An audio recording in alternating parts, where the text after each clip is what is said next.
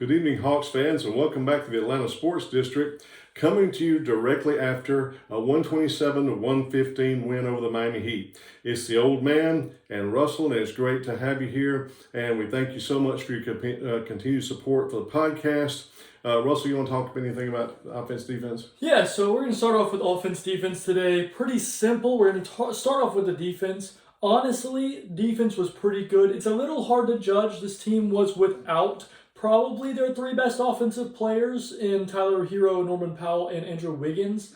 But at the end of the day, you defend the guy who's in front of you, and I thought that we did a pretty good job of maintaining our lanes, being on the right guy, making sure that we were cutting off driving lanes, rotating well, protecting the paint as best as possible. I did think we deployed some really awful defensive lineups, which we'll talk about a little bit later. But overall, I was pretty pleased. Mostly in the first half. Yeah, mostly in the first half. We made a little bit of an adjustment there. Deb, what did you think of the defense? I thought we played really well. I thought that, like I said, that they were missing a huge chunk of their offense, huge chunk of their team. That they were very wounded, but like I said, you defend the one in front of you.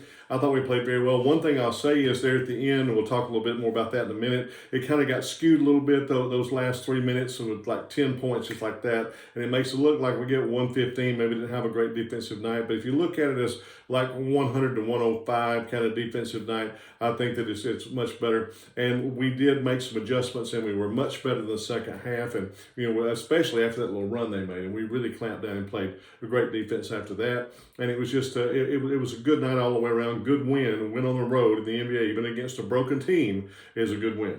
Yes, and offensively, I thought we were really quite wonderful all night long. Moved the ball really well, had a huge assist total. The bench played really great offensively. Jalen was really quite amazing. And I got to give props to CJ. I mean, he really played within the framework, made shots, didn't take any, I think he had one maybe kind of like, hey, that was a hostage possession. But overall, I thought that was a much better showing of what CJ McCollum could be and should be on a night-to-night basis. Yeah, just scoring the flow of the game. And like I said, we needed the scoring. He gave us the scoring, but he didn't give it in a way that shut everybody else out. I think tonight was the first night I've seen him actually defer the ball to Jalen Johnson. True. And so that's what he needed to do. He's scoring. I mean, once he learns, if I defer the ball, he'll give me the ball back and I can score it. And once he does that, when he's playing well and at least give an effort on it, he's never going to be a great defender. When he's playing well on offense, he's a valuable person to have on the team. I think it was also telling that a lot of his shots came off catch and shoot open makes. Yes. And that's a huge difference between dribble, pound the rock, tween, pull back, hit a fade midi. That kind of stuff is not sustainable. He had a few where he just kind of cooked a guy and got to the rim, and those were nice. But a lot of his points tonight were a guy drove and kicked it to me, and I made an open shot. And that's what you really need from him. Well, when you put a foot in the paint, kick the ball out, you're going to shoot well from three, and that's what we did. I mean, exactly. We had some threes where there's not even anybody in the picture, and we're shooting a three. And Mo hit one there at the end of the game where he was all by himself because good ball movement, put a foot in the paint, move the ball, and it really can't. We had a great offensive night. It's good ones we had in a long time. Yeah. So as we say a lot on this podcast, crack and kick, playing downhill. That's the way to play a good, solid offense that's really sustainable, and that's what we did tonight. So moving to some overarching thoughts, we want to talk about a decision that was made by the coaching staff to start Christian Koloko. Dad, you want to talk about a little bit what you saw from Koloko today, and we'll move on from there? Well, now I've been a big Koloko guy. I really have, and I'm not turning against him. He is good at what he does, which is defend the paint most of the time. But in transition, like that one possession where we're down there for like 10 seconds and he's not across half court yet. And I don't know what happened. I don't know if his shoe came off or what it was, but it was really a bad look because it didn't look like he was hustling. It looked like he was trying to get back. In fact, while we're watching the broadcast, me and my dad are sitting there and I'm going, where's our shot blocker? Where's our shot blocker? Because he's not back, and they were attacking the paint, and that just can't happen. And I really think that Quinn lost his patience with him. I mean, he was out there for just a couple of minutes at the beginning of the game, went back in the game. Russell's going to give you the total minute thing in just a minute, but went back in just a minute, and then after halftime, just a minute. And it was like Quinn was like so frustrated. He's called timeout and yanked him. Called timeout and yanked him. Called timeout and yanked him. I'm afraid that Koloko may have played himself off the court tonight. And Russell's been talking to me about how the teams are set up and made, and that most teams have three bigs that they have on full contracts, and then they have the two-way guy who's a fourth big just in case. And Coloco's fine as that. A lot of people are really getting on the I'm loco for Coloco bandwagon about how great he was. Well, he's a 29-year-old guy who's on a two-way contract for a reason. He's got some value, and I like the way he defends the paint. But his offense, wow. I mean, you know what I mean? We'll talk more about that. But, I mean, Jalen would have had like 14 assists if he could just literally catch the ball and dunk it. And so he wasn't able to do that. I was disappointed for him. I think the young man is a nice guy. I think he works hard, and I think he was making some headway. But I think tonight he may have played himself off the court. Yeah, I think it was just a really rough outing. I will say, I think you got a little bit confused there. Duop Reith is 29. I believe Christian Coloco is 25. Okay, but still, that's pretty old for a prospect, and he doesn't seem to be cracking any rotations anytime soon. What Dad was discussing, like for the Hawks, I'll give that for instance. To start the year, the Hawks had Kristaps Porzingis, Onyeka Okongwu, and Fali Dante as our three centers that were full roster contract players. And our fourth center was Eli John Njai, who also got hurt and is out for the season, but he was on a two-way contract. And so that is kind of the framework that most teams take, is like you have three rostered centers that can play at any time, and a two-way guy who helps your G League team play well, and if you need him, he can play for your big club. We've had so many injuries that we've kind of depleted those resources, and so now Coloco is being forced to play, which is not exactly ideal. But at the end of the day, he is like at best right now a fourth big, which is rough that we had him starting, and I did not enjoy that coaching decision, especially after Moge played so well in our last game. And that kind of moves me to our next talking point about today's game. I think that the rotations in the first half were quite pitiful. We had multiple times with CJ McCollum and Luke Kennard on the floor together. We had multiple times with Asa Newell at the 5 and Zach at the 4. Those kind of lineups cannot happen. I understand Miami is depleted right now, and that it didn't burn us very badly today, but it will. If you play a good team, they will attack the lineup and destroy it. When you got Bam down low and Asa trying to body him or Zach trying to body him, that's not going to work. That's not going to work. I mean, he is Superman, the muscles and boom, and it's just not going to work for some guys who are young and need to get in the weight room and get a little stronger to try to defend him one-on-one at the basket. That's not going to happen. Well, and also, I look and I say, when you're looking at a lineup that you put on the floor, you have to be able to know that it's going to be able to score, stop people, and rebound. Those are the only things that it has to be able to do. Well, I look at that lineup and I say, like, a CJ McCollum and Kennard lineup doesn't really have a great creator. I mean, it has CJ who can kind of create for himself.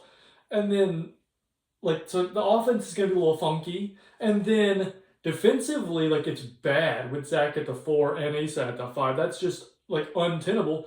And then, not to mention, you have probably your 4 worst rebounders on the floor as well. I mean, Ace is a pretty good rebounder at the 4, but at the 5, it's pretty pitiful. And so I have no idea how that lineup got put on the floor. And in the second half, they made their run to bring it down to 5 points with that lineup on the floor. And so that's the kind of thing I'm like, when you play a good team, they will destroy that. Or if we had played them at full strength, that probably still doesn't work. And like I said, we were wondering why we couldn't get a rebound. I mean, they were literally tapping balls out and then getting 4 or 5 shots. It's because we were so small and inexperienced in the paint. It's true.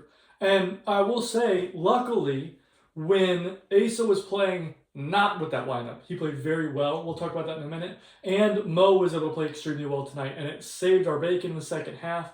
But their plus minuses didn't end up being very good because we did lose those final 3 minutes by 11 points when we pulled everyone and stopped playing for anything because we were kicking their teeth in pretty good. So their plus minuses didn't look amazing, but they did play extremely well. Yeah, it's not indicative of how they played. Exactly. And so now moving to the player-by-player section, we have wonderful news, and that wonderful news is Keaton Wallace got in the game. And when Keaton Wallace plays, we usually win that game. It's either wonderful news or awful news because we're either getting blown out or we're winning big. So Keaton Wallace played 1 minute. He had 3 points. but finished the game -5. It was rough. Because they're, like I said, 11 points there at the end. Yeah.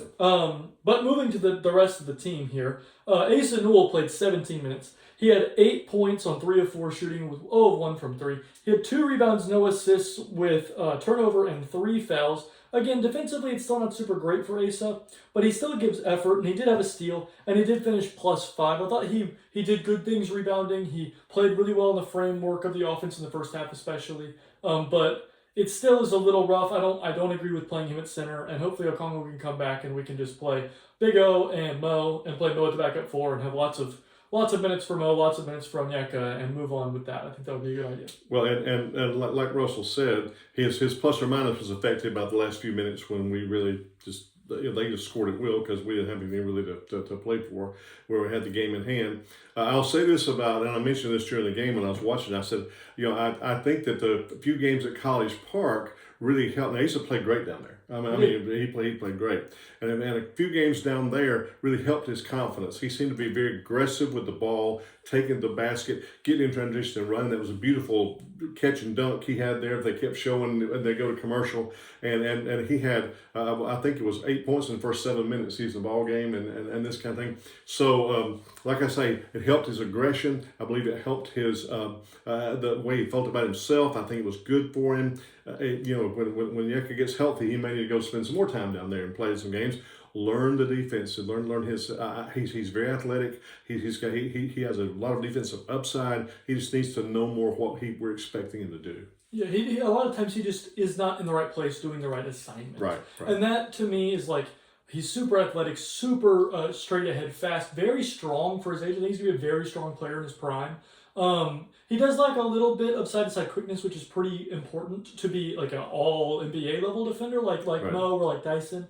But at the end of the day, like, he's going to be fine defensively once he learns his responsibility like the back of his hand. And so that's just what we have to do. We have to send him somewhere where he gets reps where, honestly, it doesn't matter if we win or lose, and he can just learn the defense really perfectly. Moving on to Mohamed Gay. Mo played 22 minutes. That is too few for how well he played. He had 6 points on 2 of 4 shooting, 1 of 2 from 3. He had 6 rebounds, 2 assists, only 1 turnover with 3 fouls. He had 3 steals and a block and finished +5. I will say, when Mo came in the game in the second half, he came in the game with 6 minutes left in the third quarter and did not sit down one more time. And that, to me, is indicative of how well he played in that second. It was amazing. And I will say, Bam was giving us lots of problems. He was really making our life very difficult. And Bam then finished the game with 16 points on 16 shots. And by the way, 20-7 streak. Goodbye. Yep. He was closing in on Shaq. Shaq is safe. Yep. Hopefully he can start another streak, but not against Mo Gay, because Mo played really fantastic. The offense has been improving. He's way more consistent on the offensive end right now. When he gets some time, he knows where to be. He's moving well. He's making some shots. The shot looks nice in the air. I'm really pleased with what I have seen. I keep saying it. I would be playing him 30-plus minutes every night. Well, it was a tale of 2 halves for playing time. He got 4 minutes in the first half, and you said 22 total, so he got 18 minutes in the second half. And again, he played them 18 minutes consecutive. Right. Which proves he's in good shape, because I would have needed some traction after I got through doing it. I think he might have needed some oxygen as well, yeah. But really played fantastic. Moving on, we're going to talk about Luke Kennard.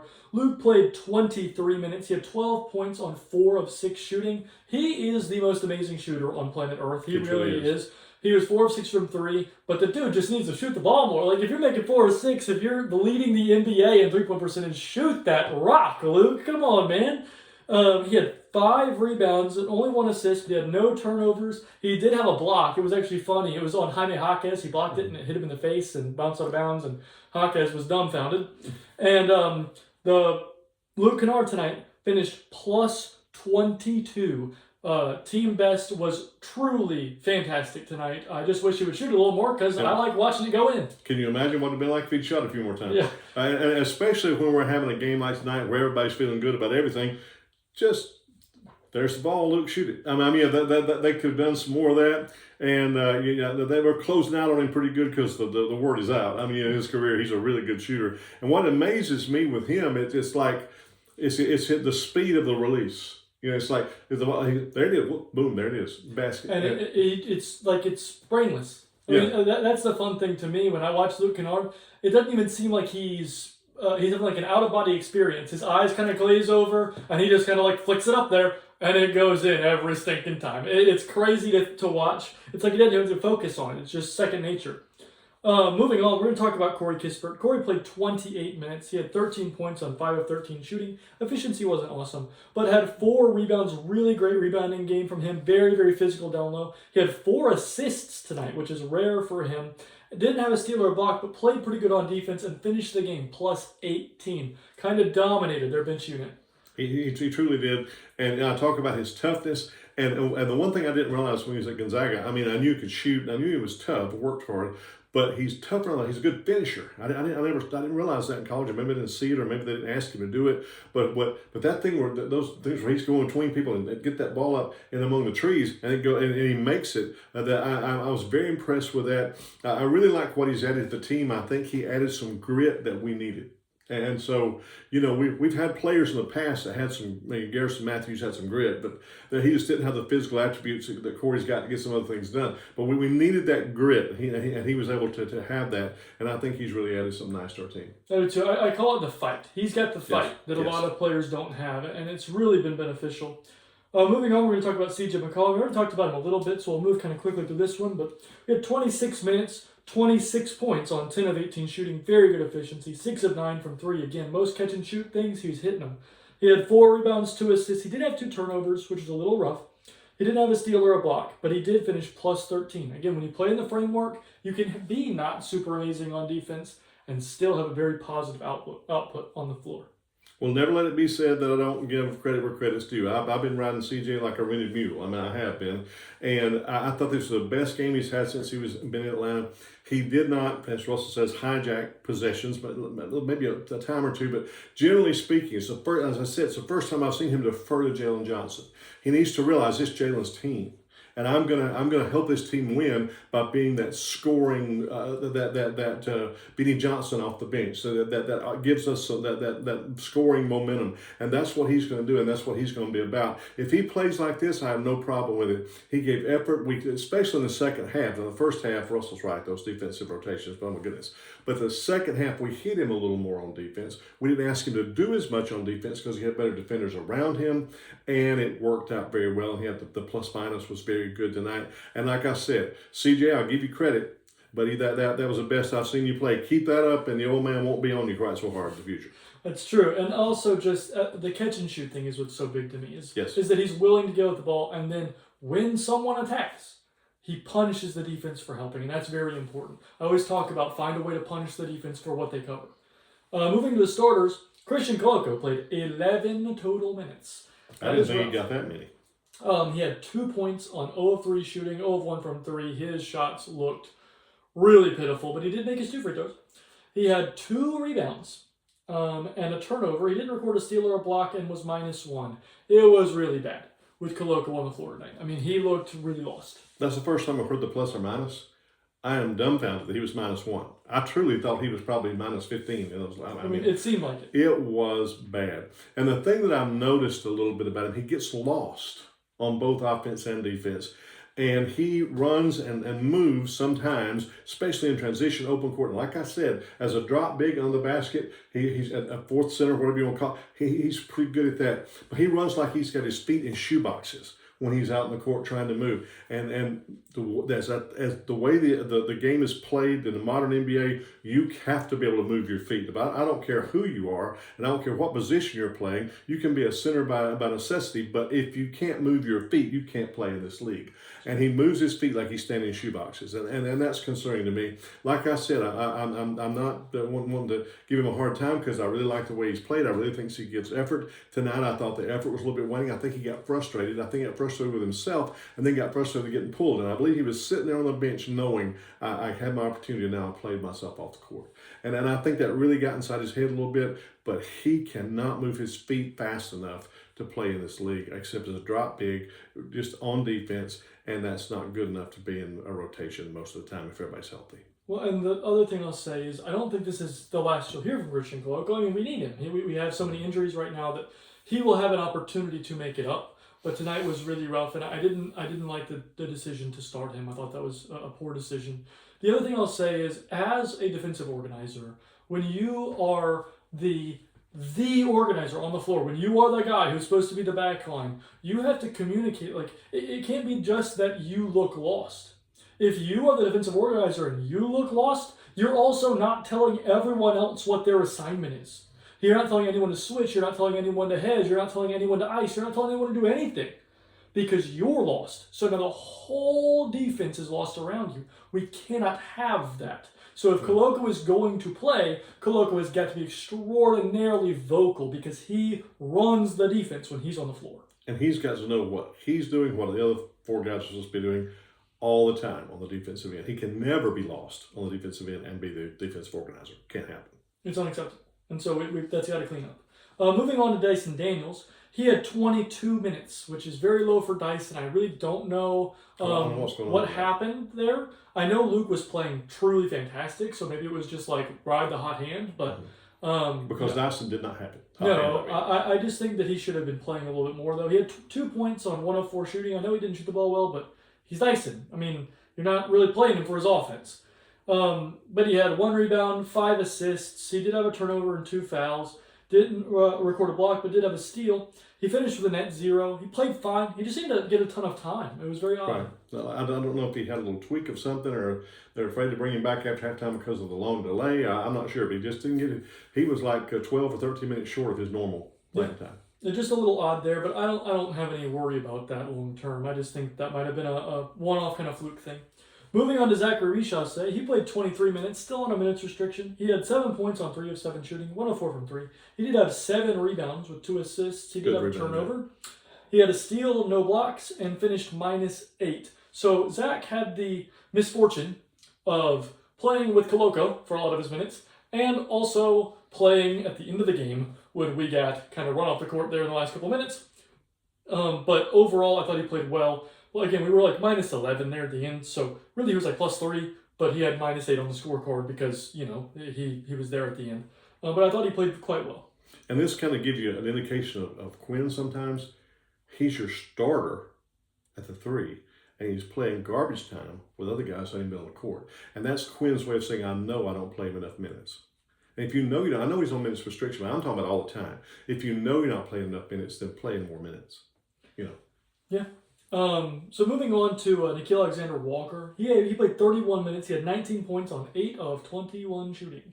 3 of 12 from 3. Not wonderful efficiency on either regard there, but he did have 5 rebounds and 7 assists with no turnovers. Only 2 fouls, played wonderful defense, had a steal, and finished +1. So again, this is another opportunity where I get to talk about the fact that when you are playing basketball, when you want to be a good basketball player, if you are a young person listening to this podcast, you don't have to play well offensively to have your minutes be successful.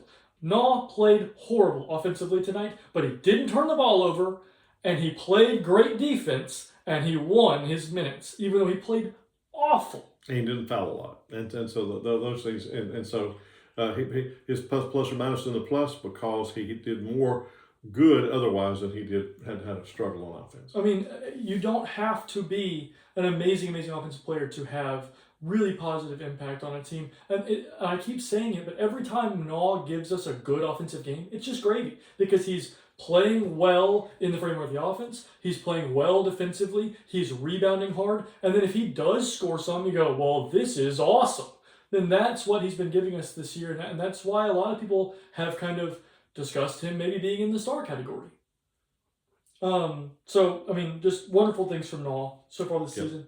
Moving on to Jalen Johnson. Lastly here, he played 36 minutes. He had 29 points on 12 of 20 shooting. Pretty good efficiency, 60% from the floor. He had 3 of 7 from 3, 11 rebounds, 11 assists. I do wish he would have gotten to the free throw line a little bit more because then he easily would have gotten 30. Yeah. He did have 2 turnovers. That's a very low number for a turnover to assist ratio. He didn't have a steal or a block, but he did finish +8. Overall, I thought that Jalen played very, very, very, very well offensively, played fine defensively, and was kind of saved by Mo coming in the second half and playing so amazingly defensively that we really kind of dominated with those two on the floor.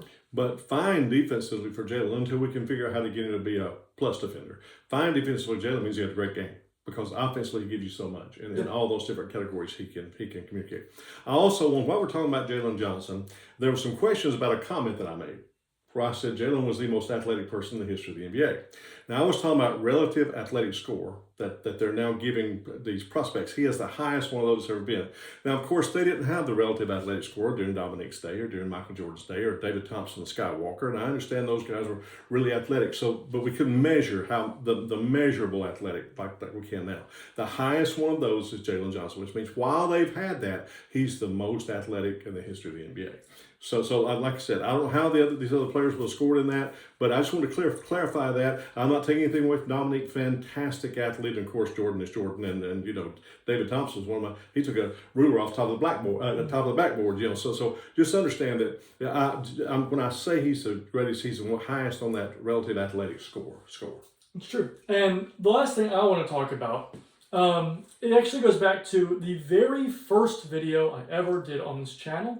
I talked about a player named Myron Gardner, who I had seen play in the G League and was extraordinarily impressed by his defensive acumen. A menace on defense. He is insane on defense. I love watching him play. Tonight he got the start for Miami with their injuries. He's been playing in their rotation. He's been playing well. He had 14 points on 5 of 8 shooting, 6 rebounds, played fantastic defensively. Another player that, if it were me, I would be doing everything in my power to sign that guy next year because he's proving that he's an NBA player and proving that he's an NBA defender. I absolutely love that guy. I mentioned him already in a video, but I want to just bring up the fact that, no offense, but a lot of people will make these claims of, oh, well, I have this hot take or I have this hot take. Well, I said months ago, Myron Gardner is going to be an NBA player.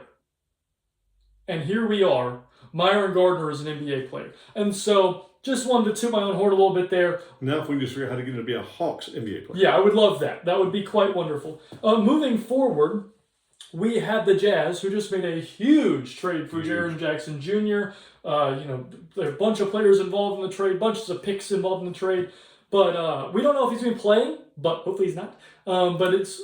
I'm not going to be looking forward to it if he is. That team is going to be defensively very good if they have Jaren Jackson Jr. and also have Walker Kessler at center. That will be kind of scary. But at the end of the day, we played them on Thursday at 7:30. I really hope that we can continue this string of good play, continue playing into the defense, don't play crummy defensive lineups, and just play Hawks basketball.